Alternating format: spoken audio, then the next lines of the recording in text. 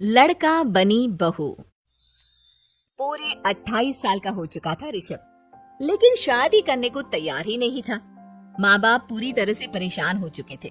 जब भी किसी लड़की का रिश्ता ऋषभ के लिए लेकर आते तो वो शादी करने से साफ मना कर देता, चाहे लड़की कितनी भी सुंदर, कितनी भी अच्छी क्यों ना हो। ऋषभ के माँ बाप को इसकी वजह समझ में नहीं आ रही थी। अरे ऋषभ बेटा, अच्छी खासी नौकरी लग गई है, दिखता भी इतना अच्छा है, आखिर बात क्या है, तुझे शादी क्यों नहीं करनी? देख, तो हमारा इकलौता बेटा है, अगर तू शादी नहीं करेगा तो कैसे काम चलेगा? लेकिन मैं शादी करना ही नहीं चाहता, मुझे कोई लड़की पसंद नहीं आती। अरे बेटा, अगर कोई लड़की तुझे पसंद हो तो उससे शादी कर ले, हमें कोई एतराज नहीं है। हाँ ऋषभ बेटा, अब देख, तेरी माँ से भी काम नहीं होता। घर में एक बहू आ जाएगी तो कम से कम घर का माहौल भी अच्छा होगा और तेरी माँ को मदद भी मिल जाएगी। लेकिन मम्मी पापा कहा ना, मुझे लड़कियां पसंद ही नहीं आती। अरे लड़कियां पसंद नहीं आती तो क्या लड़का पसंद आता है? वो तो वक्त आने पर ही पता चलेगा। ऋषभ की बात सुनकर उसके माँ और पापा का सर चकरा जाता है। कुछ दिनों के लिए ऋषभ अपने ऑफिस के काम से शहर से बाहर जाता है और जब लौट कर आता है तो सामने का नजारा देखकर उसके माँ पापा बेहोश होते होते रह जाते हैं। अरे ये क्या, ये तुम्हारे साथ कौन है? माँ, ये दीपक है, मेरी पत्नी। हम दोनों ने शादी कर लिया। दीपक तुम्हारी पत्नी कैसे हो सकता है? अरे दीपिका होती तो बात समझ में भी आती, ये तो लड़का है। तो क्या हुआ पापा, आजकल तो ये सब फैशन में है और मैंने आपको बताया था कि मुझे लड़कियां पसंद नहीं आती। अरे तो इसका मतलब ये थोड़ी है कि तुम दीपक को दीपिका बनाकर ले आओगे। मुझे बहू चाहिए, बहू के रूप में, ये आदमी नहीं। लेकिन मम्मी जी, मैं आपके बेटे से बहुत प्यार करती हूँ, मेरा मतलब करता हूँ। अरे इसको तो करता हूँ करती हूँ का अंतर भी नहीं पता, लेकर जाए इसे वापस। अगर आपने इसे घर से बाहर निकाला पापा तो मैं भी इसे के साथ चला जाऊंगा। मैं ऋषभ के बिना जी नहीं सकती, मेरा मतलब जी नहीं सकता। हमारा जिंदगी भर का साथ है, प्लीज हमें अलग मत कीजिए मम्मी जी, पापा जी। हे भगवान, ये तूने क्या दिन दिखाया? तेरे बेटे को थोड़ी अकल दे दे, लड़के को बहू बनाकर घर में ले आया है। अब क्या होगा, हम दुनिया को क्या मुंह दिखाएंगे? माँ, बेकार में परेशान हो रही हो। दीपक आपके सारे काम करेगी और एक अच्छी बहू की तरह आपके साथ रहेगी, देखना। पहले तू खुद तो क्लियर कर ले कि ये कुछ करेगा या करेगी, बाद में हम सोचते हैं कि हम क्या करें। बहू के आने के बाद क्या करते हैं, मुंह दिखाई की रस्म, तो आप भी वही कर लीजिए। आप चाहे तो मैं पूरे मोहल्ले में न्योता दे आती हूँ। अरे रहने दे, तेरी वजह से बेइज्जती और ज्यादा होगी। आई बड़ी, अब मेरा मतलब है आया बड़ा न्योता देने वाला। अगले दिन सुबह की बात, दीपक बड़ी नजाकत से चलता हुआ सबके लिए चाय बनाकर सुबह सुबह बालकनी में आ जाता है। प्रणाम मम्मी जी, प्रणाम पापा जी। ये देखिए, चाय बिल्कुल आपकी पसंद की है। मुझे ऋषभ ने सब कुछ बता दिया था कि आपको क्या क्या पसंद है। हे भगवान, ये सब क्या हो रहा है? ये क्या नौटंकी है? नौटंकी कहाँ है?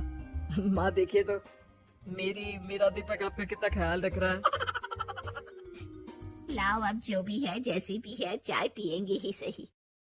थोड़ी देर के बाद, वैसे दीपक, चाय तो तुमने बहुत अच्छी बनाई है, चलो कुछ तो अच्छा हुआ। अगले दिन, आज सुनते हैं, आज पैरों में बड़ा दर्द हो रहा है, लग रहा है घुटनों में फिर से कुछ न कुछ प्रॉब्लम हो रही है। डॉक्टर ने वो दवाई दी थी, उसकी मालिश करो ना अपने घुटनों पर, आराम मिल जाएगा। वो क्या है ना, खुद के हाथों से ठीक से मालिश नहीं हो पाती। अरे मम्मी जी, आपको परेशान होने की क्या जरूरत है, मैं हूँ ना, लाइए मैं आपके पैरों पर मालिश कर देता हूँ, मेरा मतलब कर देती हूँ। अरे रहने दे, रहने दे, घर में बहू होती तो सेवा करती, यहाँ तो आदमी बहू बनकर बैठा हुआ है। मम्मी जी नाराज मत होइए, एक बार मुझे मौका तो दीजिए आपकी सेवा करने का। अच्छा ठीक है, ये ले दवाई लगा दे। दीपक बहुत अच्छे तरीके से घुटनों की मालिश करता है। थोड़ी देर के बाद इतना आराम मिल रहा है क्या बताऊं। ऐसा लग रहा है मेरे घुटनों में कभी तकलीफ थी ही नहीं। लगता है तुम्हारी लड़का बनी हुई बहू तुम्हें पसंद आने लगी है। ऐसा कुछ भी नहीं है, वो तो बस इतने अच्छे से मालिश की इसलिए मैंने इसकी तारीफ कर दी।